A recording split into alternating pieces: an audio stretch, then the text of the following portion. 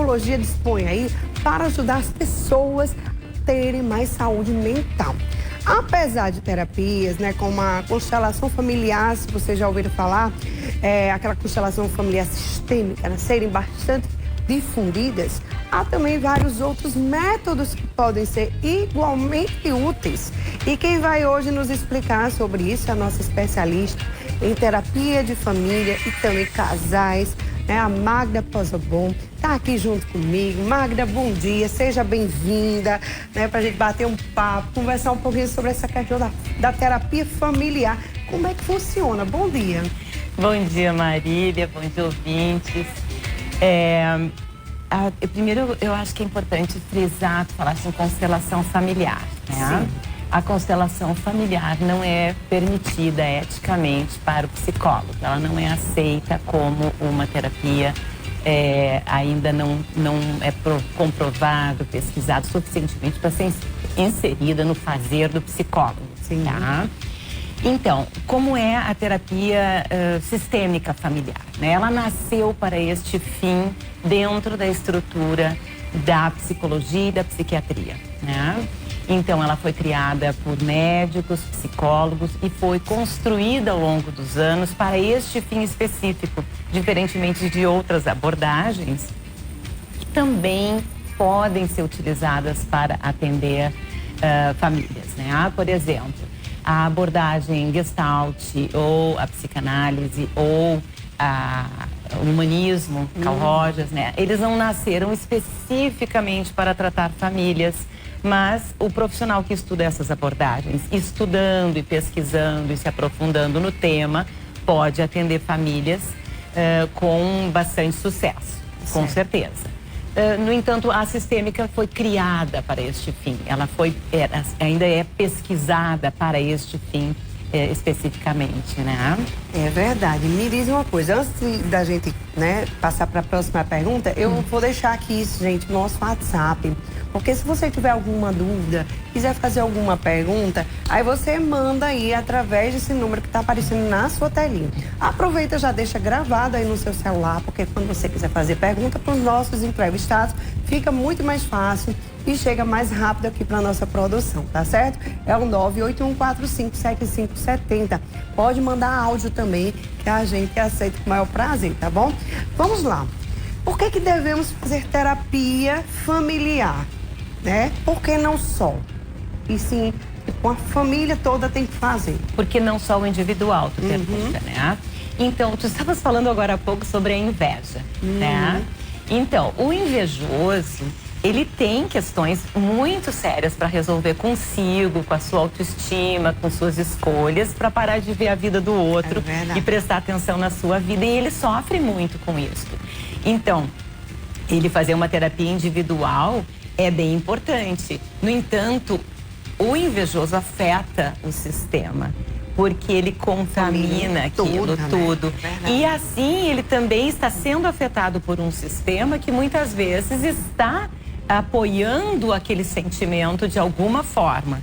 Então, por que a gente chama sistêmico? Porque todo o teu comportamento afeta a minha vida, se nós vivemos juntas. Se tu for pensar num casal onde existe um ciúme, às vezes um ciúme de uma esposa pode ser estimulado por um comportamento deste homem. Então, o que nasceu antes foi o ciúme ou este comportamento que estimula que o outro fique inseguro também, né? Há um reforçamento, há um reforço desse comportamento, né? Então, como há sempre esses reforços, e a gente carrega a nossa família interna, né? Então, quando eu estou na minha família interagindo e emitindo alguns comportamentos que não estão de acordo com o equilíbrio deste sistema que eu criei, que é a minha família, né? Eu estou também agindo com todas as heranças que eu trouxe da minha família de origem. Então, muitas vezes, eu posso estar emitindo um comportamento de ciúmes que vinha de um dos meus pais, um comportamento mais agressivo que vinha de outro familiar, porque isso eu aprendi. Então, quando a família toda faz a terapia junto, ela começa a perceber qual é o esquema, qual é o comportamento que deve ser desarmado e quais os comportamentos que devem ser reforçados para que o convívio seja harmônico, né? E já respondendo a tua pergunta, quando a gente deve fazer, é quando o sistema percebe que algo não está funcionando bem. Então, assim, há merecimento de todos nós de felicidade, estado de equilíbrio, bem-estar, que as coisas andem bem no nosso casamento, com o nosso filho, com nossa mãe. E se a gente não está conseguindo isso, por que seguir sofrendo? Se a gente pode fazer uma terapia, e às vezes não é nem por casos graves, é por alguma coisa que não sei o que há, mas eu sinto que a minha comunicação com o filho não está boa. Eu sinto que o meu filho, quando começou a adolescer, eu não compreendi muito bem esta mudança e como lidar com essas diferenças que ele vai me apresentando de necessidade de autonomia, de ter suas próprias opiniões. Eu acho que eu não estou sabendo lidar bem com isso. Todas essas coisas são motivos para a terapia, sem contar as coisas mais graves. Um distúrbio maior, agressividade dentro do lar. E agressividade, entendam bem, é muito importante que quem está assistindo entenda que nós não estamos falando só de agressão física. Porque muitas vezes a agressividade verbal não é interpretada como violência, e ela é uma violência. Quando duas pessoas se desqualificam, debocham, desrespeitam, elas estão cometendo violência, sim. Então prestem atenção. Todo ato que prejudica, que entristece, que magoa uma pessoa, que a diminui, é violência.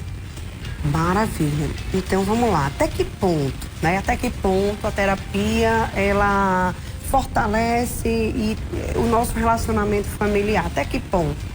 Chega um ponto que vai chegar um ponto, claro, né? Você começa e tal, e vai estar fortalecido. Né? Até que ponto a gente consegue, fazendo terapia, fortalecer esse eu diria que o ponto é o ponto de equilíbrio, né? Então, se uma família vem nos procurar com essa demanda, por exemplo, acho que nós não estamos nos respeitando, existe desrespeito verbal, existe desconsideração. Então, a terapia trabalha com um foco muito grande na comunicação, né? E nos modos de comunicação. Então, isso tudo vai ser ajustado e vai chegar um momento em que a família vai apresentar no consultório mesmo essa mudança e vão mostrar a diferença que faz. E eu diria que em poucas sessões, inclusive, né? Se a família não é extremamente disfuncional, em 3 ou 4 sessões se nota muita mudança. Por isso que a gente diz que muitas vezes a terapia de famílias é muito breve. Né? E existem pessoas que se tratam individualmente e que no meio desse tratamento se dão conta que deveriam trazer a família para poder... Então se agrega a família para fazer o equilíbrio e esse novo modo de conviverem, esse ajuste. E depois, então, ajustado, como eu disse muitas vezes, em poucas sessões se percebe um grande ajuste. As pessoas a cada semana trazem, já conseguimos dialogar diferente, já comecei a entender o modo de me relacionar com esse filho, ou eu e meu marido conseguimos já fazer uns ajustes, percebemos aonde a gente estava pecando, falhando, e a mudança é muito evidente. E aí vem, como tu disseste, até que ponto é o ponto que se vê que a família está satisfeita, passaram a agir, a conviver de um modo gostoso, equilibrado, respeitoso. Tranquilo, né? Isso. E eles mesmos começam a perceber que já estão em alta, porque já vieram e buscaram aquilo que gostariam, já estão satisfeitos. Vou começar individual. Porque você começa individualmente, eu acho, assim. Começa um, vai o outro. Porque aí a terapeuta vai conhecendo um e o outro. Quando juntar todo mundo, é melhor não. Porque quando junta todo mundo, é né? Maravilhoso. Aí ela já sabe como é o outro, né? Não. E aí pra ajudar, não é pelo contrário, assim, não? Pelo contrário. É muito gostoso quando vem todos. Todo mundo porque junto. a terapia de famílias, ela é relacional. Então, pra eu saber, porque, por exemplo, tu pode vir me falar que a tua questão com a tua mãe desde sempre, desde a adolescência, vocês têm um problema e às vezes a pessoa vem acusando muito a mãe ou o pai, né? Porque eles não tinham compreensão, porque eles eram grosseiros comigo, eles me cobravam muito. E quando a gente vai conhecer não o é... outro lado, aí o outro lado fala outra coisa. Exatamente, o outro lado... É mesmo. Né? É bom então, junto, porque aí é cara a cara. Todos estão presentes e todos têm seu ponto de vista. Né? Não é bem assim.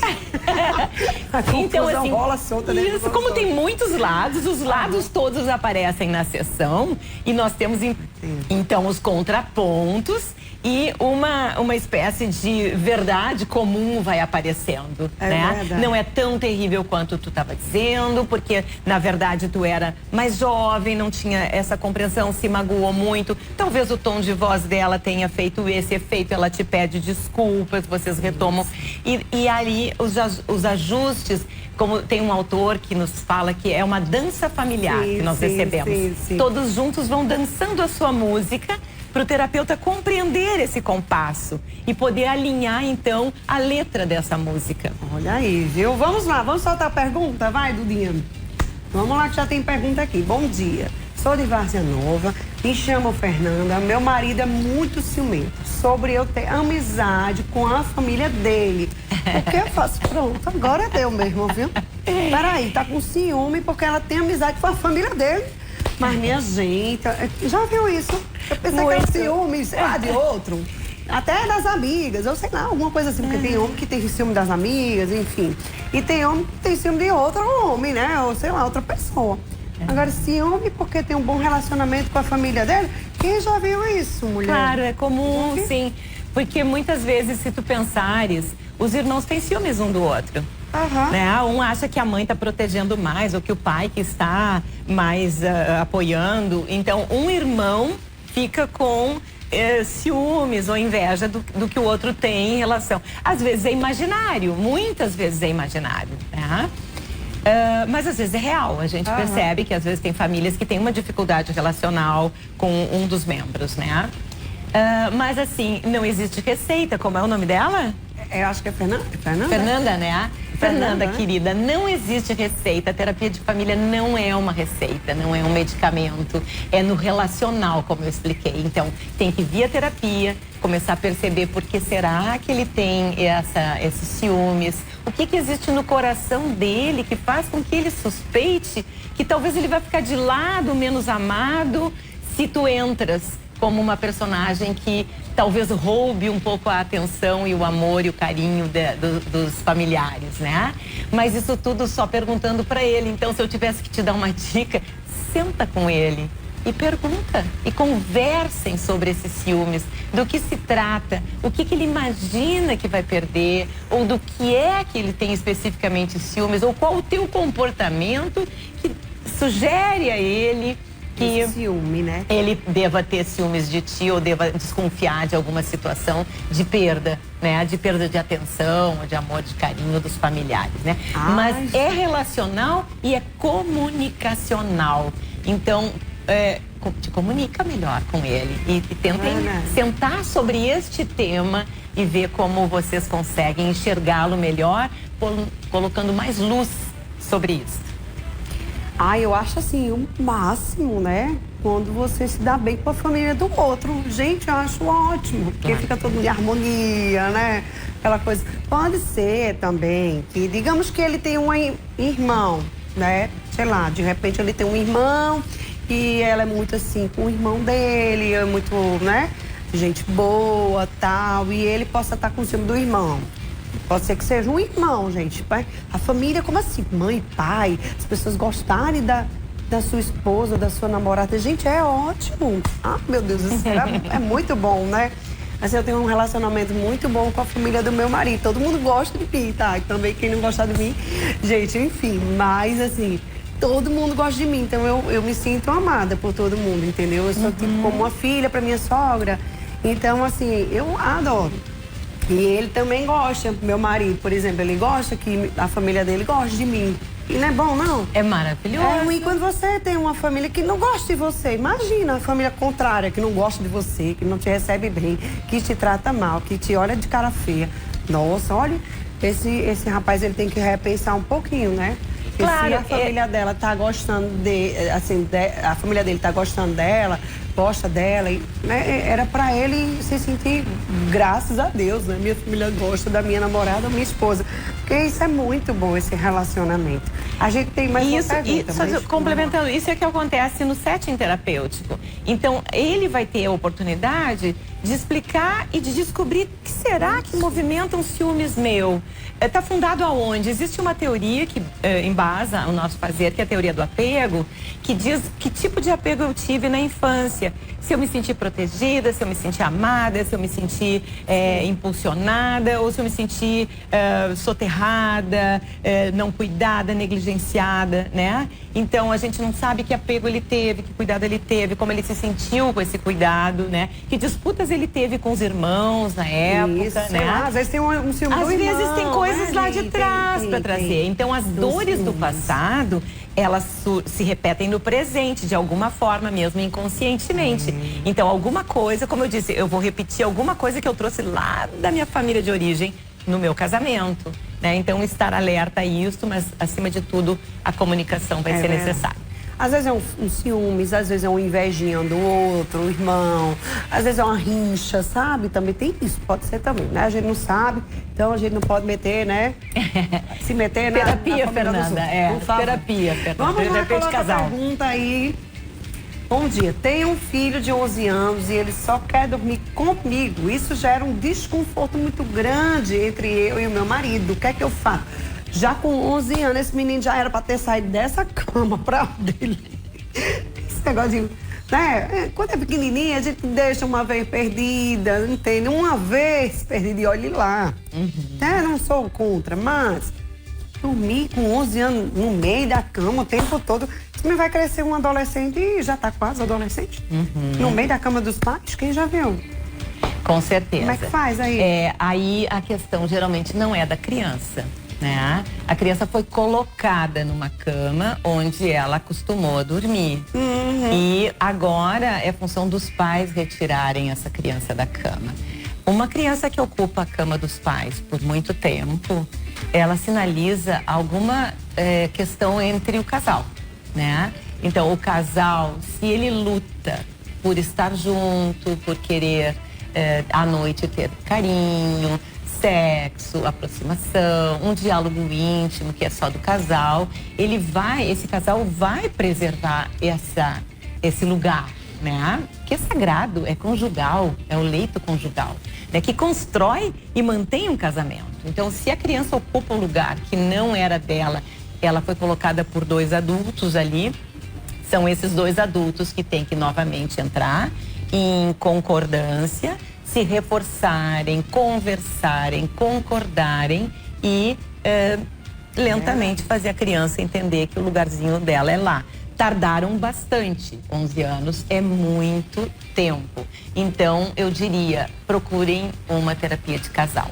É verdade. Leva os meninos, viu? Leva o menino. Não, tu sabe que não precisa menino geralmente? Não. Não. Leva o menino para poder. O menino. Terapeuta do meu filho. O menino pode ir, né? Mas, via de regra, a questão é conjugal. Conjugal. Porque os pais é quem dita a regra. Com certeza, se eles formarem regras novas para casa e se apoiarem, tiverem a mesma opinião, e a mesma desejo, e a mesma vontade, o filho vai obedecer, o filho vai acatar. É uma questão de postura de pai e mãe. É verdade. Bora lá, tem mais perguntas, o pessoal tá participando, hein? Bora ver. Vai. Bom dia, sou dos funcionários 2. Depois da morte do meu pai, todos os filhos ficaram sem se falar. Muita desunião, ambição, e inclusive tem uma irmã mais velha que me odeia. Sofro muito com isso. O que devo fazer? Olha só, viu? Um conflito aí, depois que o pai morre, aí fica ainda... Gente, em vez de estar todo mundo unido, né? Mas não, é complicado. Tem, realmente, né? Tem família que começa a confusão, mas é por causa de herança, às vezes, né? Por causa de herança, qualquer coisa, acaba tendo aquela confusão. Mas nesse caso aí, não disse nada disso, né? Não falou nada sobre isso. Não sei, nós não sabemos, não tem dados pra gente pensar mais amplamente, né? A morte de uma pessoa na família, ela já é por si só bastante desestabilizadora. Especialmente quando tem a pessoa que morre, ela é aquela que agrega, aquela que une, aquela que aconselha, conversa, chama. Então, se isso acontecia, se é essa figura, esse pai, E realmente, ele passando a não existir, é retirada aquela figura que trazia o imã, vamos dizer assim, né? Às vezes tem aquele pai que chama para o almoço do domingo, que não abre mão dos filhos estarem ao redor e que sem ele não acontece isso. Então a família realmente começa a se sentir sem o líder, sem aquela pessoa que é a estimuladora e às vezes até aquela que começa a botar panos quentes, ou deixa pra lá, deixa disso, não briga com teu irmão. Outras vezes tem isso, né? Não é relatado aqui o que aconteceu, se tem herança, se houve uma discussão acerca da herança. Tem também que perceber se houve o luto pelo falecimento. Existem famílias que depois que alguém vai a óbito, não conversam sobre, não choram juntos, não se abraçam juntos, não se acolhem juntos, cada um sofre pro seu lado e acaba que eles não perdem aquela oportunidade de aumentar a união e coesão, justamente porque perderam alguém importante. Muitos lutos não são chorados e muitos rituais de luto não são feitos adequadamente para que a gente possa chorar aquela perda e, a partir daquilo, aumentar a união e a coesão. É verdade. Falando em união, coesão, a gente está aí no Outubro Rosa, né? E a gente sabe que tem muitas, né, mulheres acometidas do câncer. E aí a importância, né, da família estar junto nesse momento para dar o apoio, que eu acho que é importante. Uma terapia familiar seria a chave para poder dar sustento, força a essa pessoa. E como que a terapia familiar ela poderia ajudar os filhos, né? Porque às vezes tem filhos pequenos que não entendem muito, né, sobre a questão da doença, enfim. E aí como fazer para ajudar toda a família a ajudar, fortalecer essa mulher? Então, eu acho que tu trouxesse um tema fantástico. Assim. A família é aquela que apoia em qualquer situação. É aquela que deveria apoiar, é lógico, né? Nem sempre cumpre essa função. Quando há casos assim de se afastarem, né? Mas a família é aquela que deveria cumprir o papel de acolher cada membro que sofre, independente de ser o câncer, como agora estamos vivendo, como vivemos em setembro, a questão do suicídio, né? Como evitar o suicídio, como conviver com as questões que são delicadas às vezes. É um desafio muito grande familiar. Uma doença, uma perda, um luto, um adolescente depressivo, ou qualquer questão na saúde mental, cronicamente, às vezes, que as famílias têm que levar. Em todos esses momentos, a terapia familiar é importante. Por quê? Aumenta a comunicação sobre o problema, aquilo que é considerado problema. Então, muitas vezes as pessoas que têm o câncer, descobrem, têm o diagnóstico, entram num equívoco de achar que o segredo vai ser melhor. Eu não vou participar, eu não vou contar, até porque o câncer ainda tem aquela coisa do fantasma, do eu vou morrer, do então o que será de nós, de mim, dos outros. Então, assim, vou guardar para mim esse segredo, ou vou contar só para alguém e vamos manter em segredo. Não, está provado e as pesquisas indicam na nossa área que o segredo é contraproducente. Ele aumenta o nível de ansiedade, ele aumenta o sofrimento mental, ele aumenta o distanciamento entre as pessoas, porque o segredo faz com que, ao eu me sentir não permitida de falar, eu vou me afastar. E quando a gente está doente, precisando de ajuda, precisando de apoio, seja em que área for, saúde física ou mental, nós precisamos de acolhimento e de proximidade. Portanto, nós precisamos da verdade. E a verdade, ela tem que estar ali na família, ela tem que trazer saúde para a família e a família aprender a lidar com a verdade que aparece. E as crianças também, sim, existem maneiras de participar as crianças, existem modos lúdicos, né? No consultório a gente tem muitos recursos de brincar, desenhar, colorir, usar argila, os mais diversos recursos para trazer a criança de modo lúdico a uma compreensão. Mas antes nós temos que trabalhar com o adulto para que ele elabore melhor e sinta mais tranquilidade ao trazer a comunicação à criança. Porque a criança tem a seguinte questão, assim como meninos de 11 anos. Se o adulto participa algo seguro, tranquilo e dizendo eu estou lidando com isto e quero te convidar a lidar também, a criança, o adolescente, vai aceitar o convite. Agora, se a gente participa apavorada, ansiosa, escabelada, né? Como a gente diz, aí nós estamos fazendo uma comunicação de que o que eu estou te contando é terrível, é o fim do mundo. É verdade. Então, o modo de comunicação é importante. A criança que tem que sair da cama dos pais, a criança que tem que ser participada de que algo está acontecendo na família, que seja uma doença, seja uma possibilidade de perda, seja qualquer outra coisa, ela, né, tem que entender e saber que pode acontecer qualquer momento. Vai lidar conforme os adultos tiverem habilidade de lidar. Então, primeiro, como eu disse, o que precisa aqui no menino de 11 anos é que o casal se entenda primeiro, que eles encontrem as regras da casa, que eles determinem apoio um ao outro, né? Para que eles decidam como vai ser daqui para frente. Maravilha. Com a criança a mesma coisa, vou participar algo, ou vou botar regras novas na família, ou nós vamos juntos lidar com uma situação dessa doença. A criança tem que estar junto, porque ela sabe o que está acontecendo. Engana-se quem acha que vai enganar uma criança de que não está acontecendo nada na família, quando ela vê o trânsito, daqui a pouco a mãe com câncer mais seguidamente sai, vai para o hospital, ou a criança vê que a mãe está triste, quer brincar com a mãe está muito deprimida, ou então está acamada. A criança sabe que está acontecendo algo. E muitas vezes, e isso é importante que todos saibam, quando nós recebemos uma criança no consultório, via desenhos e outras expressões, ela nos conta muito claramente o que tem em casa. Então, por exemplo, a gente às vezes atende uma criança como se ela fosse o paciente identificado, que a gente chama. A criança está com um problema. Como esse menino de 11 anos. Ele tem um problema. Não, ele não tem um problema. Vamos olhar o sistema. O sistema apresenta algo que tem que ser mudado. Então, muito facilmente essa criança entende o todo. E às vezes, quando os pais estão com algo conjugal, a criança pequena, muitas vezes, desenha uma cena onde ela nos mostra, o pai está aqui na cena, a mãe está lá. E existe um mundo todo entre eles. Existe cachorro, gato, passarinho, casa, né? A criança já está vendo isso. Já está nos anunciando, ó, papai e mamãe não estão. É verdade, viu? Né? Ela já desenha. Ela não sabe nem falar muito bem, às vezes. Né? Às vezes ela expressa tudo. Ela relata no desenho, na expressão. É verdade. Muito bom aqui o nosso papo de hoje. Obrigada, Magda, por você ter vindo. Falar um pouquinho sobre essa terapia familiar, que é muito importante. Volte mais vezes, tá? A gente espera você. Deixa eu só falar um acréscimo que é importante para todo mundo. Nós falamos muito em família. Mas na sistêmica nós temos um conceito muito importante, que é rede.